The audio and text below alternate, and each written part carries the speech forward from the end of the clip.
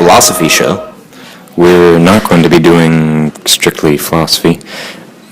Instead, gun control and possibly some economics. All right. So for those of you that do not know, Ben and I currently reside in the great nation of Canada. However, it is, like all other nations, flawed. And today we will be discussing the many flaws with our current gun laws. All right, so we have, I suppose, we have some pretty strict gun laws here at the moment. Not sure, certainly more strict than the United States, but I don't think it's as strict as Europe. Although it is pretty bad. If you get a gun license, you have a background check done on you every single day. And the police are allowed to search your home at any time without a warrant. And there are a bunch of guns that you're not allowed to have. You're not allowed to transport more than a certain amount of bullets at a time. And other dumb rules like that. I think that's about all I know about the current gun laws. Well, on the upside, they did recently get rid of the gun registry, so I'm actually not sure. Ben, you said they do background checks on us every day? That's right. The only way they could do that is if they knew who the gun owners are, and they do that by keeping track of who has a gun license, right? Yeah. Well, then what's the point of the registry if you could just tell by the licenses? I think the registry is by the gun, and the licenses are by the licensee. Oh, okay, in that case, that makes sense.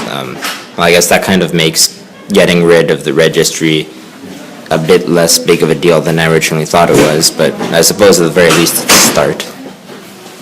I think Quebec may be trying to get the registry back now that the Tories are out of office nationally. Quebec's always doing funny things, but I don't think they would try to do something like that. And the scary thing is that it might actually help the Liberals in that Canada as a whole, and especially Quebec, is so leftist that any generally leftist policy would gain huge support in our population. For example, talk to any Canadian other than, some people up north and some right-wing people in Alberta, and they'll all tell you that guns are the origin of all evil in the universe. That's a pretty accurate statement. Yeah, there are others, though. There's actually more of a gun culture in Canada than you might think, in the sense that there is a decent amount of people that hunt for sport and that, do target shooting. But it's the kind of thing that you don't necessarily publicly say. If you tell people, hey, I have a gun and I shoot regularly, they would immediately associate you with A, the far right, B, terrorism, or C, nationalism. And not the good kind, the kind that they think is like white privilege. The kind, basically the far right again. But yeah, they would associate it, they'd come up with an argument to say white gun owners is oppression of everybody else. I don't know. I think you forgot the category potential mass shooter. Oh yes, no, that's the biggest one, especially for white people, because they love to point out how all the mass shooters are white and that blacks can't do anything wrong, and if they do kill people, it's justified because years of oppression. Okay. I think most mass shooters are Muslim, aren't they? Well, I currently don't have any statistics on that. I think of the most recent one, and that person was indeed white. However, if you think of the Parliament attack in Canada... By the way, one thing that is true is that Canada does have a lot less gun violence and mass shootings for a multitude of reasons. And for those of you thinking it's because of our stricter gun laws, we will actually debunk that a tad bit later. And just so you know, although we have stricter gun laws, I do not think that all of them are bad. For example, I do think that it's not a bad idea to have people take the gun safety course. In Canada, there's a course that you have to take that basically makes sure that you're able to handle it and kind of teaches you how to use the type of gun you're getting the license for. And it makes the process longer. But I do think that in terms of, helping out, it's not the worst thing, It's not the worst thing, it just kind of makes it a bit harder to get a gun, but I wouldn't mind going through the process because I think there is lots of things, especially first-time gun owners like myself, can learn from that. For those of you that don't know, I do own a rifle. It is a 1873 Winchester replica. Do you actually own it now? Well, own it? Yes. Government, if you're listening, no. And do I have it with me? No, therefore you can't take it.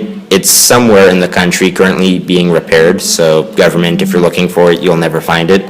But when it is repaired, I will take it out to shoot. I currently don't own a gun license because in Canada, you must be 18 before you get a gun license and all that. However, I am actually on a rifle team with my local Air Cadet squadron, which I will not disclose for, I suppose, personal reasons. But I do regular shooting with the Daisy air rifle, which is not the same. However, it does teach principles of marksmanship, and I like to think of myself as not that bad of a shot. Although I am by far not the best in the squadron, I'm not the worst either.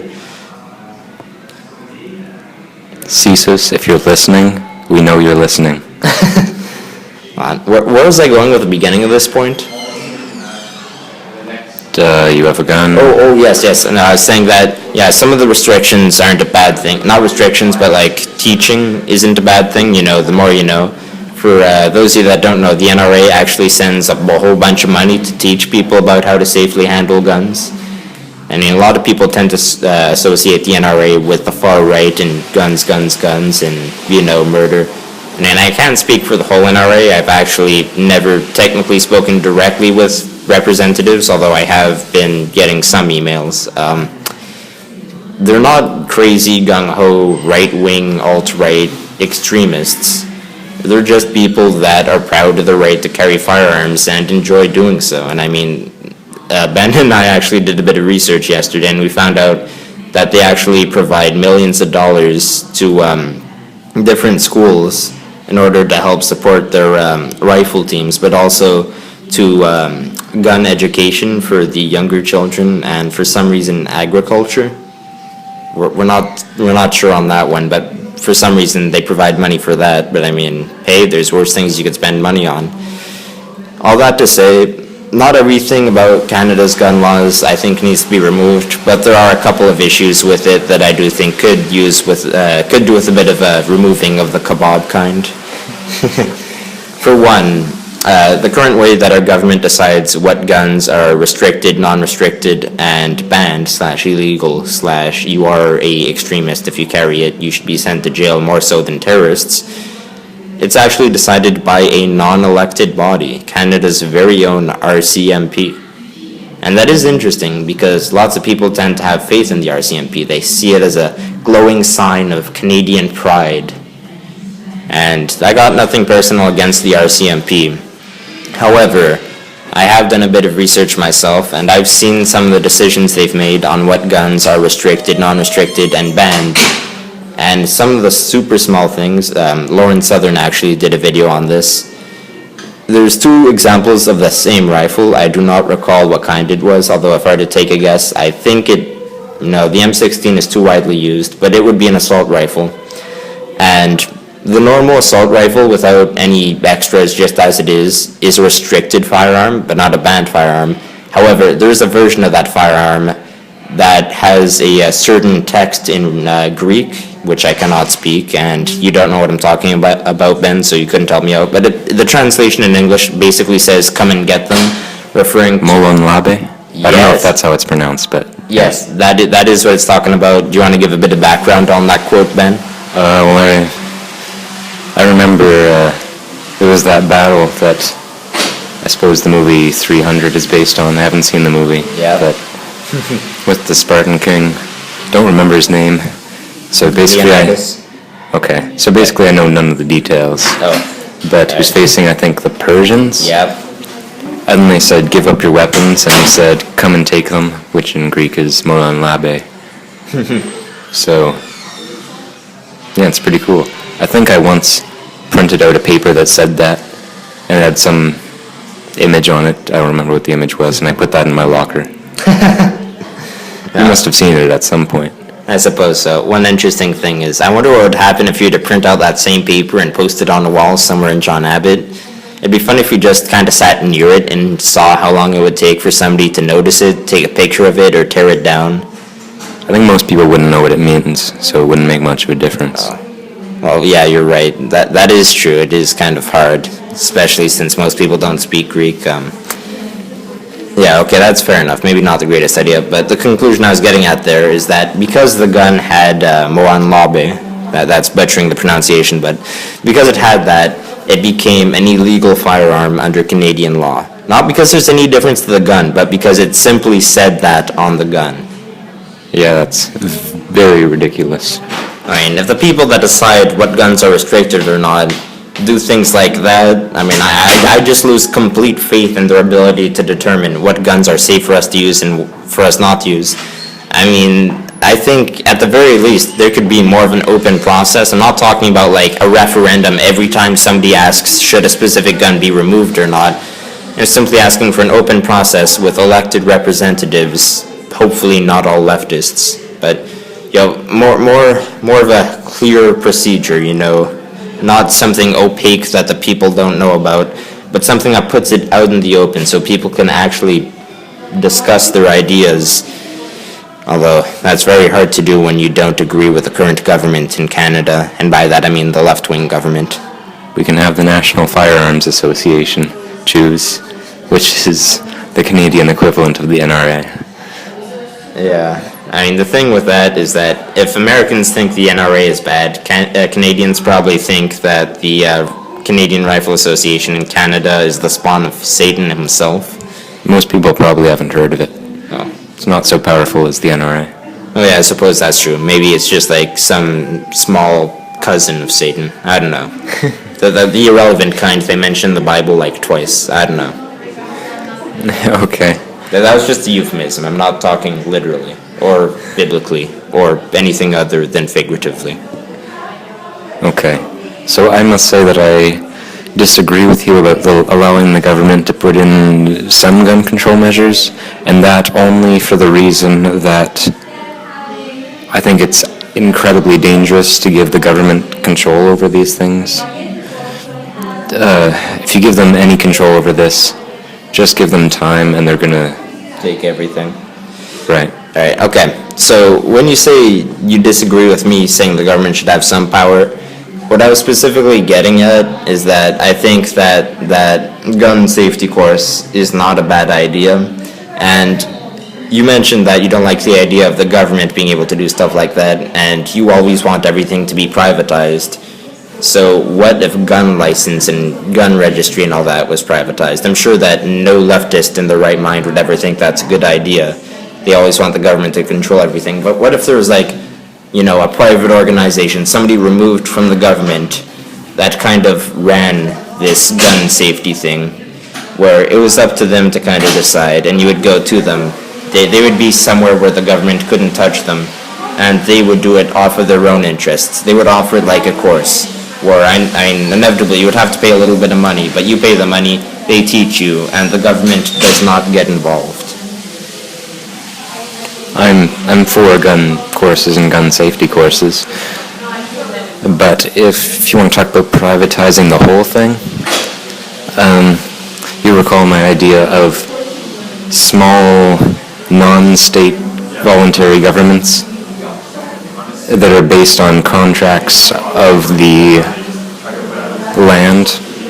That is that, if you have a certain land, then the first people to form this government sign contracts saying that they will obey the constitution of this voluntary government and that they will only sell the land to other people who sign the same contract.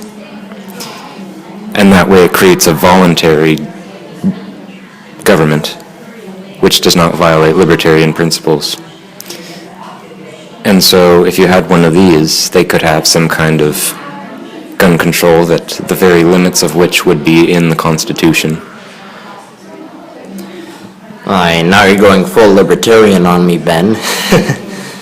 I mean, I do agree that it's dangerous to give the government that kind of power, but where we differ is that you disagree with the idea of state as a principle, at least in terms of anything bigger than an extremely localized kind of thing.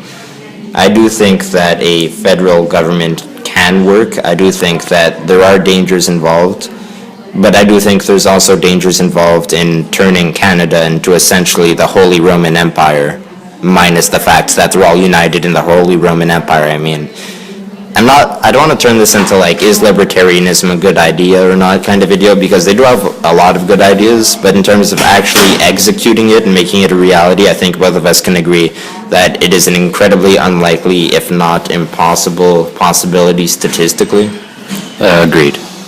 Although it is nice to think about, I suppose. You know, everybody loves the local area where everybody knows each other and gets along. Sort of, I don't know, every government is just Mayberry. Anyways, back to gun laws. I think it's time we actually gave you some statistics, since we've essentially just been talking to you and, well, we're kind of hoping that you're going to believe us on this, but we do have some statistics for you. Well, before the statistics, I think I might try to approach this on just purely rational grounds. Oh, go ahead. That is, that gun laws are said to prevent gun violence because they are said to prevent people from getting guns. The thing is, gun laws don't actually prevent people from getting guns, it just makes them illegal for people to get guns. And of course, if you're the type of person who's going to murder somebody or do a mass shooting, then you're not going to obey the law in the first place. And so, you will acquire said guns through the black market. In fact, I've heard an estimate that about as many people own guns legally in Canada as own illegally. Because I suppose these people who owned it illegally owned guns before certain laws were put in place, and they never checked up on the laws, and anyway. And it's interesting that you mentioned that, because, for example, if I were to keep that rifle that I have, you know, work being done on it now in my house, and the cops are like, hey, I'm going to search your house today, and I'd be like, where's your warrant? And he's like, you have a gun. And I would say, no, I don't. And he would say, yes, you do. I have paper that proves it. Then I'd start wondering, how would they know that? But first of all, or second of all, rather, if they do that and they do find the gun, according to our laws, I would basically be screwed. Because according to our laws, first of all, not only am I not 18, I don't own the license, and I'd essentially be convicted of, you know, illegal, what's the proper term? Like illegal having of firearms? Or Illegal gun ownership? something like that, yeah. I mean, they would basically fine me. But I think under Canadian law, I could be jailed up to 2 years for that. And I mean, I don't want to go to jail for 2 years. I mean, did I do anything wrong in receiving this rifle as a gift from somebody else and simply owning it? I mean, I've never fired it before. And of course, after you've been jailed for 2 years, you would not be eligible for ever getting a gun license. Yeah, that is incredibly sad. I mean, one other thing, if ever you're, let's say, driving to the range with your gun and whatnot, and let's say, for whatever reason, you get in an accident or you do a traffic violation or whatnot, and something like that happens, and then the cops pull you over. And then, of course, you're not going to lie about it. You say, hello, officer, and he's like, hey, what you got in the back there? And you're going to say, oh, well, I was just taking my legal firearm and my legal ammunition to the legal range where I will legally fire it. And then they will say, well, do you have your papers? And then you'll get the papers until you realize, oh darn, I forgot my wallet at home. And although it's the oldest excuse in the book, it does happen to me quite frequently. And what happens if you forget your wallet? First of all, they will take you into custody. Second of all, they could fine you, as mentioned before, for lots of money. I'm not sure they could actually jail you for that if you could prove you have an actual license for it. I'm pretty sure you can be sent to jail if you don't have all the necessary papers with you for transporting a weapon. Oh, and you have it right there, folks. The government doesn't even need an excuse anymore. All that to say, you gotta play by their rules or risk suffering their consequences, as extreme and unreasonable as they may be. It's a dangerous world out there, Ben. Since when did it become morally okay for an organization to lock somebody in a cage for a prolonged period of time for not having certain papers? Well, I suppose I don't want to say since the beginning of literature, because if you go back to like the Hammurabi Code back in Mesopotamia and all that, nobody really was writing papers and laws and that. There's just laws, but nobody would be fined for not having papers or whatnot. But if I had to take a wild guess, I don't know, did the Roman Empire have anything like that going on maybe? And I guess if you're some important official, but for the most part, people were illiterate and didn't even have papers. I mean, the first actual, I guess printing press would be a good start. But even then, it was kind of limited. I would say maybe the 18th? I guess maybe 18th century is when people actually started having papers. Fun fact, when Italians came over to the US, they were called WOPs or WOPs, which is an acronym for without papers.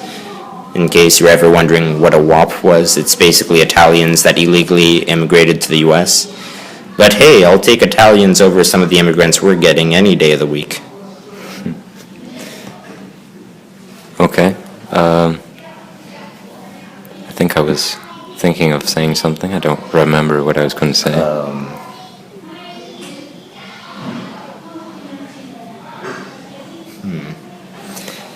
What were you discussing before I interrupted you? I don't know. Whatever it was, I think I finished. But I suppose, if I don't remember what I was going to say, you can go on to the statistics. Right, illegally getting guns and, just not having your papers puts you in jail and all that. Yeah, okay. Alright, so, yes. There's an interesting article. It's funny, I only searched it up because Ben mentioned the statistic, and I was wondering, hey, I wonder where I could find that statistic. And sure enough, well, I found it on the Washington Times, although it doesn't come directly from them. It's a secondary source in the terms. Basically, the Washington Times got it from somewhere else. I'll mention that somewhere else soon enough. But the article goes a little bit like this. The vast majority of homicides occurred in just 5% of counties. And it goes on to describe how localized, even within the counties, the crimes really are. And it also mentions that over half the murders in the United States take place in 2% of the counties. That is extremely concentrated. For those of you that don't know, a county is bigger than like a town, but smaller than a state. It's like the building blocks of a state. You could have like a couple of towns and cities inside of a county, but the counties are what forms a state, and you kind of have like a official that governs the county. I'm no expert on American politics by any standards, but that's a brief description. So, I think one thing this goes to show is that most of the common argument that the U.S. has more gun violence because it has more guns is false. I think this shows that it's in large part because of gang violence. Is that the interpretation you get from this? And that's the interpretation I get, but they don't too specifically go into it. If I'm going to continue what I was saying, it goes on to describe that 70% of counties actually have no more than one murder in the whole year of 2014. So 70% of the counties, and 54% had 0 murders of in the county. So that just goes on to show you how extremely centralized and localized it is. So if people describe a wave of gun violence or whatnot, it really only affects really, really centralized areas. And there are reasons for that, and they may not be the ones that leftists want you to think. So let's see. And while you're looking at that, I'd like to point out some more statistical reasons why the argument that look at the U.S. is not a valid gun control argument. If you were to go state by state, or city by city, or anything like that, you'd find that New Hampshire has less gun violence per capita than Canada. I think it's New Hampshire. And the cities in the U.S. that have the most gun violence are cities with harsh gun control, like Chicago. And it's not too hard to guess, but the current people leading those cities are, of course, Democrats. Right. And also you can look at a chart and see all the gun violence of countries compared. And there may be a trend towards more guns means less crime, although it's not a very clear trend. But one thing that can be said for certain is that there is no trend that states that more guns makes more crime. And to piggyback off of that, there is a specific paragraph in this article in the Washington Post. It goes on to quote a Mr. Lott. Ben will go into that later, but he says, "One difference in the county-by-county numbers was that gun ownership was heavier in rural and suburban areas, where there were few murders." And that's a quote from Mr. Lott. Would you like to describe who this Mr. Lott is, Ben? Right. Well, I think they should be calling him Dr. Lott, because if I recall, he has a PhD in probably economics, I'm not sure. He runs the Crime Prevention Research Center, which is an institute that researches crime and prevention of crime and gun violence, more specifically. And he's written books like The War on Guns and More Guns, Less Crime. And by the way, all the statistics and such that we're referencing, I'll put the sources in the description. All right. He goes on to say things such as, "The places where we see the murders tend to be those areas, the urban areas, and even tiny areas within those areas, where legal gun ownership is itself relatively rare." And is that a coincidence, Ben? I honestly don't think so. First of all, the reason the gun ownership would be so low would most likely be because the incredibly heavy gun laws are there. But second of all, because, no. And I guess that's basically it, because of the heavy gun laws. And, well, the gun laws are only there because the places are ran by Democrats that would put the laws there in the first place. Whereas if you go to more gun-heavy areas, that would most likely have Republicans running it, there'd be less crime. Also, I think right-wing people tend to prefer more country-ish areas, and left-wing people tend to prefer cities. And that's true of me also. I mean, I would think there's definitely a trend there, although I mean, of course, we're not speaking for everybody when we say this. I mean, there's lots of other reasons people might prefer country or urban areas. I mean, I myself, although I appreciate living in a suburb, I could never live in a city. A suburb, I think, is a good mix. But in terms of living out in the middle of nowhere, like, maybe not the country, but someplace like Chicoutimi, for those of you that don't know, little Quebec town up north, couple of thousand people, but I mean, you go there and it's essentially all forest.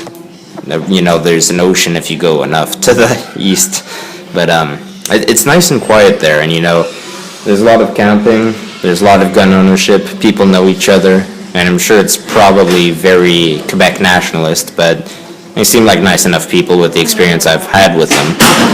And yeah, I mean, I wouldn't mind living in, you know, less populated, more foresty area. And I personally prefer, you know, kind of living outdoors. I do a lot of survival stuff with my squadron. I spend my summers working on military bases, but not actually on the military base, but in the little forest outposts they have there. It's quite fun. So I think now I'll bring up some more statistics. One is that you can look at the gun violence rate in one country at a time, over time, and you'll see that I think this is the most evident in the case of Ireland. If you look at it, as soon as they put gun laws in, crime spikes. Just out of curiosity, Ben, what year was it that they put these anti-gun laws or whatnot? Or gun laws? I don't recall. All right, because one thing I'm thinking, and I mean, I could be wrong, but there might be a correlation between putting gun laws in and the kind of beginning of the IRA crisis. the United Kingdom government might have tried to do that to kind of suppress that kind of thing happening, although I'm not sure if the years correspond or not. But one thing's for sure, it did not stop the IRA from getting firearms or syntax to make bombs or whatnot, and I mean, it's a kind of bloody part of history. I mean, there's way more to it than that, but if a group wants to get guns, they will get guns. Right. Another statistic is that in Canada, where there's more gun control, the type of robbery where a robber invades a house that might have people in it is much more common than in the US. Because in the US, people are afraid that if they invade a house that has people in it, they might have guns. But in Canada, that's very unlikely. So, and of course, these are the type of robberies that have violence in them. I mean, the thing, even in the U.S. in certain states, is that they might have guns in their house, but because of incredibly strict gun laws in certain states, they might have to lock the gun in a box, in a vault, in a room, in a freezer, in a garage, and make sure that the ammo is located in the little cabana outside because they can't be together. That makes it incredibly difficult to get that all together during a house robbery. And it makes you wonder, well, is guns even an effective option if there's a house robbery? You're better off taking a baseball bat or a knife at that point if it's so hard to get it together because of the strict laws. Whereas if you go to, say, a Republican state where there's no such laws, you could have it, under a table. There's holsters that you could put under a table so that you could just be sitting there and, out of nowhere, pull it out and shoot someone. I mean, it's a lot easier to defend a house robbery if you have access to where your guns and ammo is, as opposed to being extremely limited by silly government policy. Yeah, I saw some comment on a YouTube video once. Said, I don't remember exactly what it said, so I'm going to paraphrase it using what you just said. That when a murderer comes in my house, I have to go out into the cabana, open the freezer, take out the safe, make sure I have my gun license on me, take out the gun, and then throw it at the murderer because I'm not allowed to shoot him. That's actually really funny. And that's an interesting thing. What happens if you shoot someone and then the cops get there and you don't have your gun license on you? Do they send you for jail for defending yourself? And you don't even have to kill the guy. And I mean, if the guy invading your house is black, then you're basically screwed. Right? Self-defense isn't a legitimate argument if you're attacked by a black person, because obviously the black person can't be wrong. But I mean, I could just imagine, if, let's say it's a white person, so you don't need to worry about that. Let's say it happens, you shoot them, but you don't have your gun license. Do you go to jail for self-defense because you don't have a gun license? I mean, you don't go to your house saying, I wonder when the next house attack will happen. I better have my gun license handy in case it does happen, What happens if it's at, I don't know, your friend's house or your girlfriend's house or wife, or I don't know where people keep their gun licenses these days, if not on them. But such a thing could happen. And the idea that you could have something like that happen where you're defending your property and you shoot someone, and then the cops get there and they ask to see your gun license, and not having it causes you, the defender of the property, to face persecution on behalf of the state. And to me, that just boggles the mind. It sounds absolutely ludicrous. It is ludicrous, but I think it's realistic for modern times. I think if you don't have the license on you, but you're at home, and the license is at home with you, then you probably don't have a problem. But if you're at somebody else's house and you have your own gun and not your license, then you're in trouble. So the moral of the story, folks, is that always have your gun license on you. I mean, even if you don't take your gun somewhere, you might have to use somebody else's gun, and lo and behold, you have to use somebody else's gun to defend yourself, and then the cops get there and they're like, hey, where's your license at? And you're like, I didn't know this was going to happen. I didn't expect to be shooting anybody today. Because, I mean, you don't go to the grocery store or your buddy's house saying, I wonder if I'm going to have to fight someone in order to live. You don't go there thinking of the possibility of getting attacked. At least most people. I mean, there's always paranoia. But you don't get out of your house constantly in fear of, people trying to shoot you or attack you. I mean, unless you're living in South Africa, of course. But in any case, I don't know. I mean, thankfully, like statistics do show, there is less violence in Canada, but I mean, there's a lot more non-gun violence because it's easy to defend an attacker if they don't have a gun and you do have a gun. If you don't have a gun and they don't have a gun and they have the act of surprise, the element of surprise, unless you're a seasoned fighter or familiar with how to defend your house, psychologically you're not prepared for it. Most people these days, especially millennials, sure, they might go to a bar and get into some kind of bar brawl, but if somebody invades their house, especially more than one person, they're a lot more willing to, just surrender whatever they have to avoid injury or death themselves. Because they don't have any valid option of, reliably beating them back. The element that would do that for you is a gun. Now, if the invader of the house has a gun, and you have a gun, what are you going to do? Just surrender to them? Or are you going to try to fight back? And hopefully, you do fight back and you win. Because let's say you do fight back, you don't fight back, they could shoot you either way. At least in fighting back, if you do lose, you'd be going down with a fight, and if you're lucky, you'll get them first, or you'll wound them or something. But, yeah, guns are a good way to defend your house. Well, we'll need to be ending this soon, but Yeah. unless you have another thing to bring up, I'm just going to... I have a couple more statistics, and then another argument. Oh, you could go ahead, Ben. So one of them is that France actually, in 2015, France had more deaths by mass shooting than the U.S. had in, I think, the entire reign of Obama. Or at least up to a certain point, because I don't think Obama's, all his terms were done when this study was made. So, what is the conclusion you draw from this, Ben? Well, that the argument from mass shootings in the U.S. is not a valid one.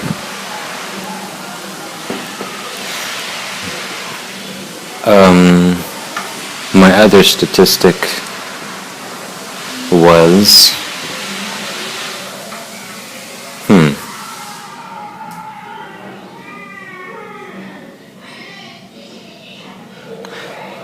I don't remember what my other statistic was. Well, it appears you pulled the leftist move and forgotten where your statistics came from, or what they are, but happens to the best of us. At least You have the decency to admit you completely forgot it and didn't try to pass it off as something else. Well, I suppose if you completely forgot it, you couldn't say anything about it. Right. I mean, if we're going to talk about the one in France, though, if I were to take a wild guess, I would say that France probably has more restrictive gun laws than the U.S. as a whole. Certainly. And I mean, even geographical positioning, we could get into the migrant crisis, and there's a lot to talk about there, and that totally has some correlation with the amount of gun violence. But a combination of that and the strict gun laws creates, the perfect equation for mass shootings in a country. I mean, strict gun laws and bringing in a bunch of people that are incompatible with your culture, and then having them set up their own pseudo-state and having the law not apply to them. And why shouldn't they go and break your laws if you're not willing to enforce them on them? And I mean, and the second any citizen tries to do anything about it, they're labeled as far right and thrown in jail. But the second, any immigrant commits even the most horrendous of crimes, it's because they didn't know, they didn't understand the language, things are different here, give them a chance. I think this has gone off topic. Yeah, it has. I suppose we didn't get a chance to get into economics, although I suppose we could do that next time. Yeah, you probably should get to studying for that calculus, Ben. Right. One last thing, and that is that the most important thing when it comes to gun laws is gun control is something that tyrannical states put in. When the people fear the government, you have tyranny. When the government fears the people, you have liberty. I don't remember who said that, but... I do like I like that quote, Ben. I really do like it. I feel like that's the kind of thing you should see on, a state license plate. I mean, there's a double irony in there that it's a state license plate, but anyways, yeah, I do like that quote. So on that note, I'm Thomas, I'm Ben. and this concludes episode 4 of the Philosophy Show. Taxation is still theft.